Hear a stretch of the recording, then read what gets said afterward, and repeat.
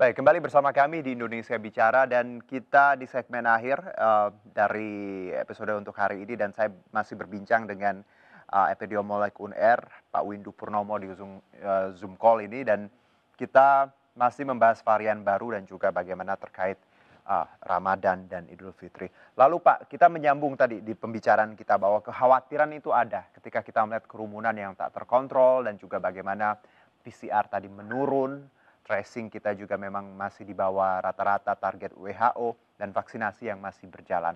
Lalu Pak, dengan banyaknya peraturan pemerintah jelang Idul Fitri dilarang mudik dan juga ya tadi untuk penyekatan juga jalur-jalur juga sudah dilakukan. Apa yang bisa pemerintah lakukan untuk saat ini ketika ya kerumunan sudah nampak lalu peraturan dikeluarkan. Ada hal lain atau Pak Windu yang bisa kita lakukan? Jadi begini, ini kan mumpung PPKM Mikro Betul, masih berjalan. Ya, masih dilakukan. Nah, jadi kan kata kuncinya ini kan begini, kalau orang masih melewati jalan tikus pulang ya, dan memang kita lihat aja sebelum tanggal 6 hari ini itu kan kasus perjalanan mudik kan luar biasa, ya luar biasa kita lihat aja di banyak media, ya. Sekarang kuncinya ada di masyarakat di tingkat bawah, yaitu di tingkat RT, RW, kelurahan, desa. Ini yang pegang kunci, ya. Karena sudah terlanjur mereka pulang. Bagaimana PPKM Mikro ini betul-betul bukan cuma nama, ya. Jadi jangan seperti sebelum-sebelumnya mungkin lebih banyak papan nama saja, tapi betul-betul mereka bekerja. Jadi di tingkat bawah, ya, jadi pemerintah daerah harus dibantu oleh betul-betul di tingkat bawah ini RT RW. Kalau ada mereka yang datang, ya, karena ini mereka ini menjadi sumber penularan di daerah tujuan ini, ya, mereka yang berbondong-bondong pulang ini. Nah, di tingkat RT RW itu maupun desa dan kelurahan harus mampu ya menangkal ini. Jadi apa? Kalau ada datang orang yang datang, ya meskipun itu adalah memang sebetulnya asli dari warga di daerah yang didatangi itu, tetapi tetap bahwa prinsip mereka yang datang yang mungkin bisa saja membawa virus, ya itu harus di karantina, ya harus di karantina. Di karantina yang lokasinya ditetapkan oleh pemerintah daerah, langsung dilaporkan supaya minimal mereka di karantina tidak langsung bertemu dengan keluarga. Nah sekarang mampu enggak ini dilakukan? Jadi kalau itu mampu dilakukan, bagus banget. Ya jadi artinya, oke lah mereka sudah kadung bocor, tetapi di pangkal di daerah tujuan, yaitu di RT RW di mana PPKM Mikro itu memang tujuannya ya agar partisipasi masyarakat di tingkat bawah itu memang jalan gitu. Itu Mas Juno.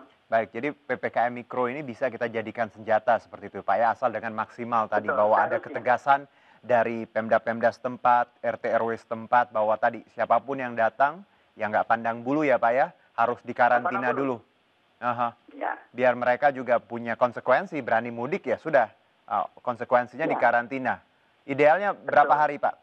2 minggu atau? Nah, sebetulnya gini, kalau bicara ideal ya, tentu seharusnya karantina itu harus sesuai dengan masa inkubasi dari virus SARS-CoV-2 ya, penyebab COVID-19 itu berapa? Antara 10 sampai 14 hari. Ya.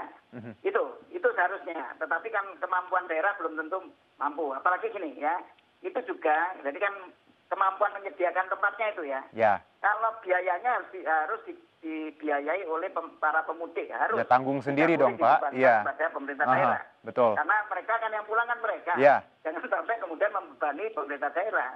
Tetapi tempat karantina ini yang saya tidak yakin bahwa semua daerah mampu menyediakan, ya. Nah, itu keterbatasan itu yang kadang-kadang menyebabkan tidak bisa, mereka bisa 10 hari sampai 14 hari, kadang-kadang 5 hari dan seterusnya. Ya, tetapi tetap ya, jangan para pemudik itu langsung pulang ke rumah. Nah, itu yang akan meningkatkan risiko terjadinya penularan di daerah tujuan. Dan itu yang nanti akan membengkakkan kasus di daerah-daerah tujuan seperti di Jawa Timur maupun Jawa Tengah yang sebagian besar naik masuk ke sana gitu. Oke. Itu Jadi Mas. ada konsekuensi seperti itu ya, kalau berani mudik ya biaya karantina tanggung sendiri ya dan harus mau dikarantina tadi walaupun cuma 5 Betul, hari seperti itu ya Pak ya. betul. Dan ini kebijakan RT RW setempat bagaimana tadi kalau bicara menyediakan tempat. Tapi kalau saya lihat di beberapa daerah dan memang ya beberapa berita yang saya bacakan di sini bahwa memang beberapa RT RW ini menyediakan lucu-lucu Pak, tempatnya ada rumah angker, ada rumah ya pokoknya rumah bekas lah, rumah yang agak seram seperti itu. Ya saya sih ngelihatnya ya nggak apa-apa kan, untuk siapapun yang Ya berani nggak mudik apa-apa, ya terima nggak terima apa-apa. konsekuensinya. Iya. Oke, Pak Asal Windu. betul-betul eh, dimonitor ya, jangan iya, sampai mereka nanti di karantina aja ternyata keluar oke. jalan-jalan, nah, ya percuma. Jadi Mhm. betul-betul diawasi. Baik, Pak, kalau kita lihat Oke. lagi ya, kalau tadi kan kebijakan bagaimana PPKM Mikro dan juga mudik seperti itu. Kalau keran dari luar negeri ke Indonesia, beberapa kan memang masih ditutup, khusus untuk India bahkan tidak diperbolehkan seperti itu. Tapi kita tahu beberapa penerbangan internasional masih masuk ke tanah air dan tadi ada kebijakan siapapun yang tiba harus karantina. Karena beberapa teman saya juga dari luar nyampe Jakarta bandara langsung digiring ke hotel untuk karantina beberapa hari. Kalau tidak salah 5 minimal ya, seperti itu. Nah, Anda melihat um, kebijakan untuk warga negara Indonesia atau warga negara asing yang tiba di tanah air dari luar negeri?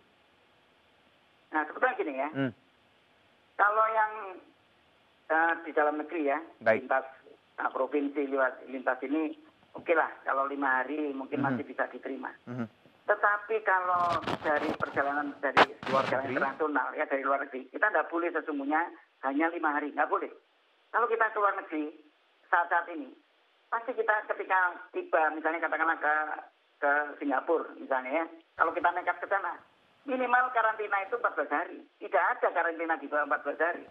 Jadi Oke. seharusnya semua pejalan internasional, apakah itu warga negara kita sendiri, ataukah apalagi warga negara asing, ya kita tidak pernah tahu mereka membawa apa pulang ke sini, ya karena sekali lagi varian baru ini kadang-kadang kita tidak bisa tebak karakteristiknya seperti apa, karena katanya ada varian yang juga lebih sulit dideteksi oleh PCR test misalnya. Mhm. Jadi tidak peduli mereka datang dalam keadaan ketika dites pulang dalam keadaan status positif atau negatif, harus sebetulnya minimal 14 hari. Dan Oke. itu harus ditanggung oleh pejalan tersebut. Mhm, Nah, sekarang yang jadi masalah adalah migran internasional, migran Indonesia, mhm. pekerja migran Indonesia yang Jadi berbondong-bondong pulang. betul, Pak, dengan kata Itu lain yang bahwa agak, karantina dari luar negeri yang sekarang banyak dijalani orang ketika tiba di tanah air 5 hari tidak cukup ya Pak, tidak cukup. bukan Ya, anjuran ya Pak ya. ya, Harusnya dikoreksi bahwa harus lebih dari itu. Minimal berapa Pak? ya 14 hari. Empat Minimal. belas. Itu 14 hari. Ya, itu sudah iya, let's say hitungan yang pas ya, 14 hari, tidak bisa ya, dikurangi. itu adalah masa inkubasi virus Hmm, SARS-CoV-2. oke. Tidak cukup 5 hari gitu. Oke, Ya, jadi baik. harus 14 hari. Itu pun kalau dia, Hmm, misalnya dia positif ya, mhm, dan ketika dites, ketika akan selesai 14 hari dites mhm. lagi, masih positif ya tetap dia isolasi, namanya bukan karantina lagi kan. Itu Baik. isolasi yang harus diperpanjang. Iya. Semoga Tetap. kebijakan ini Nah, dirubah karena sampai saat ini saya tahu beberapa orang dari luar negeri walaupun karantina di hotel ya setelah dari Suta, Soekarno-Hatta cuma 5 hari Pak. Tapi ya hanya tadi 5 hari. ah, Nah, tapi itu kita sama sekali mhm, sebetulnya sangat permisif baik, dan itu bisa kebobolan kita kalau baik. karantina hanya kurang dari masa inkubasi itu. Ya, baik Pak Windu, terima kasih atas waktunya. Yes, Perbincangan di 2 segmen ini sehat-sehat. Minggu depan kita Idul sama-sama Fitri Mas. ya. Semoga Yes, ibadahnya lancar. Mohon maaf lahir batin Pak Windu. selamat Lebaran. Salam kangen untuk Surabaya. Ye, Mas. Terima kasih. Kangen juga, ye. Terima kasih. Baik, demikianlah Indonesia Bicara malam ini bersama saya Arjuno Syaputra dan tadi kita bahas semoga kita sama-sama tetap mematuhi 3M dan tentunya merayakan Idul Fitri ataupun Ramadan ini dengan sederhana karena esensinya adalah bagaimana kita menjadi pribadi yang lebih baik dengan ibadah yang kita jalani bukan dengan bermewah-mewah ataupun dengan barang-barang baru. Saya Arjuno Syaputra undur diri. Terima kasih. Sampai jumpa.